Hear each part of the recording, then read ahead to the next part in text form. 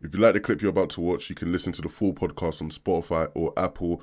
The Leven Podcast, simple to find. Tweet me your questions about the podcast using the hashtag The Leven Podcast.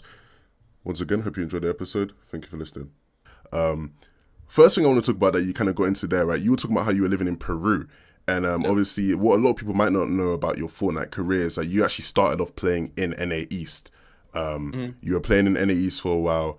I think we can probably even get up on screen, like from your Fortnite, kind of your Fortnite track or your esports Wikipedia, whatever. What is with all the traveling? Explain that to me. Okay, so well, I was born in Germany, and after that, like, we just moved around a lot because of my dad's job, and I lived in New York for 7 years until 2012, and after that, we moved to Peru, and we have a lot of family there. My father's Peruvian, and so yeah, when Fortnite started, I was still living in Peru, and I had like 110 ping to Brazil, which most people thought was like the better region, because they thought I'm gonna have less ping to Brazil, but I had like 95 ping or 100 ping to NA East. So basically, the region I played in all the time was NA East. So for like the first 1.5 years of me playing Fortnite, I was on 100 ping constant. Like I've never had below 80 ping.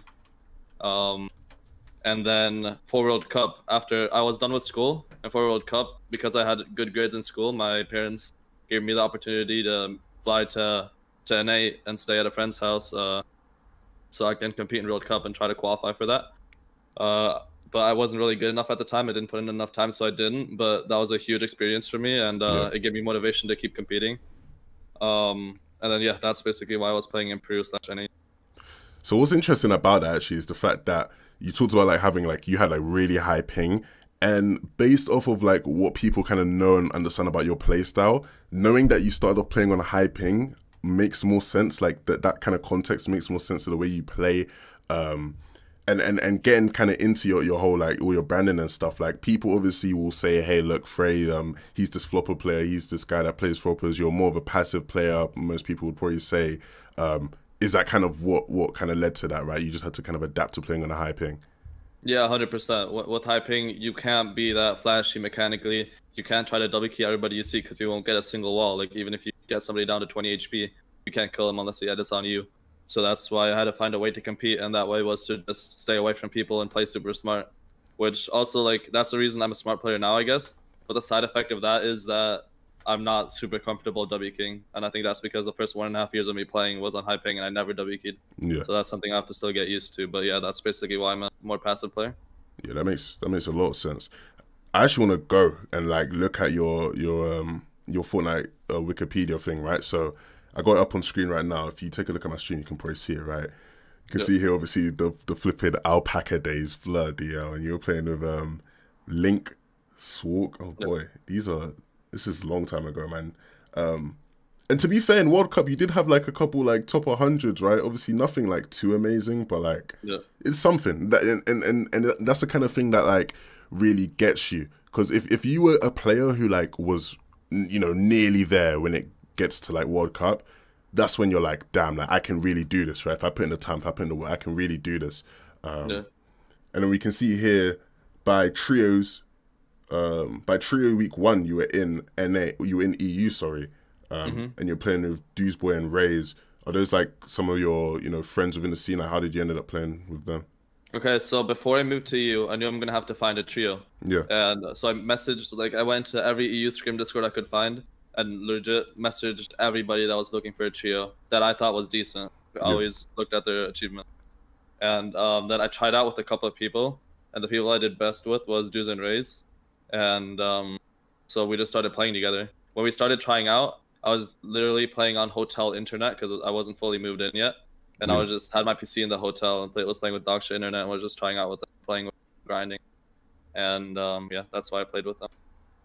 Interesting, right? So from there, how did you end up playing with BloodX? Because when it came to squads, after trios happened, you were playing with BloodX, Aimsons, and Ginge. And what's crazy is, like those, especially at the time of squads, those aren't, unknown players. Those are people who have a lot of experience in the scene. And it's, good players, experienced players, right? As much as, BloodX, people don't like BloodX or whatever. BloodX is really smart when it comes to Fortnite. At least then, especially then, his experience in squads and like team-based game modes. How did you actually end up playing with these guys now? Okay, so initially I had a different squad. I was playing with Ginge, Quadra, and Flix. Okay. Um, and we were doing good, but I knew like I wanted to try somebody else out. And I knew Aimsons from a German LAN that we played together, squad LAN. And I knew that Aimsons is a really good player. And I think that BloodX was talking to Aimsons about looking for a squad. Yeah. So that's why kind of got together that I wanted to play with Aimsons, and Aimsons knew that BloodX wanted to play with him. So then we just initially tried out BloodX, Aimsons, me, and Trox. And I kind of like convinced them to go with Ginge instead of Trox because I felt like Ginge was just extremely good. He hit all of his pumps. He's good at listening. So I really wanted to play with Ginge. So then we tried out and we started doing really good. Like we played pro only trio or squad games, and we were winning a lot of the games. Yeah. And yeah, that's just why we stuck together then. That's interesting because you know people always make a joke like jokes with BloodX. Like I know there's like been time like I remember there was a time when BloodX actually posted a clip of how like he had to mute his teammates in game. I think this was in like trios, right? He muted his teammates in game. Like the kind of perception of him as like an IGL is that he's very demanding, he's very on point with things. Is that like, did you feel like comfortable with that? Like, is that what you kind of feel like you need out of an IGL? Like, did you like his style? I mean, yeah, it is kind of like rough to play with BloodX because like he's super passionate about the game, which is a good thing. Yeah, 100%. But so because he has that passion, like he yells a lot when we make mistakes, or like he demands a lot out of us. He always said like stop being hobby gamers, like you guys need to put in all your time into this and shit if we want to do good. Oh shit. So I mean, like there's good and bad things about playing with BloodX. Like BloodX taught me how to like be super dedicated and how to look at every mistake you make. And then like the bad side was just that, you know, you usually always get screamed at in practice, or he tries to find a way to make every situation seem like a mistake. Yeah. But I definitely learned a lot from playing with him. Like it wasn't always like it's not only a bad thing. Yeah, 100%. And I think that's like one area where like you gotta give him his credit. Like he is just super passionate about the game, right? Like he flipping, he wants to succeed and he wants to do well. So after squads happens, right? You know, you start doing well in solos, right? And this kind of leads on to where I first discovered you. I was obviously doing a bunch of viewing parties with Destiny's Jesus around DreamHack time, and obviously you went to DreamHack in Sweden.